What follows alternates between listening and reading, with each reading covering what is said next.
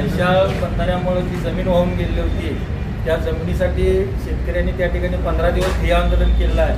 आज त्याबाबत या ठिकाणी तहसील कार्यालयावर बैठक होती. त्या बैठकीमध्ये पाटबंधारे विभागाचे अधिकारी असतील, स्वास्तिक कन्स्ट्रक्शनच्या वतीने केसकर साहेब असतील, या ठिकाणी संयुक्त बैठक झाली. तर जमीन वाहून गेली होती त्या बाबतीत आज शेतकऱ्यांना म्हणजे एकूण 3.78 जमीन वाहून गेल्या आहे. त्या जमिनीच्या वाहून गेलेल्या मोबदल्या बाबतीत 7/12 कायम ठेवून आणि त्या ठिकाणी जमिनीला जे काय मटेरियल निघाला वेस्ट ते मटेरियल त्या ठिकाणी टाकून जमिनीला बांध घालून द्यायचं असं ठरलेलं आहे. आणि 50 लाख रुपये 3.78 मध्ये जे शेतकरी असतील त्यांना ते समान विभागून ते 2 टप्प्यामध्ये म्हणजे आज उद्या 27 तारखेपर्यंत आणि 27 तारखेनंतर एप्रिलच्या 10 तारखेला दुसरा हप्ता असं 2 हप्त्यात द्यायचं ठरलेलं आहे.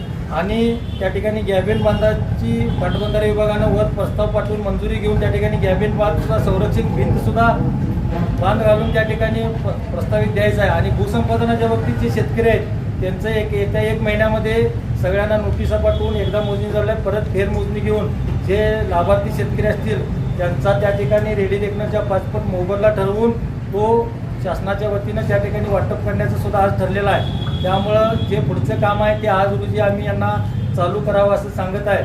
आमची कोणतीही अडचण नाही. त्या बाबतीत आम्हाला मोबदला समाधानकारक मिळालेला आहे शेतकऱ्यांना आणि भूसंपादनाचा मोबदला सुद्धा चांगल्या पद्धतीनं या ठिकाणी मिळणार आहे. त्यामुळे शेतकऱ्यांनी कोणतीही न अडचण आणता त्या ठिकाणी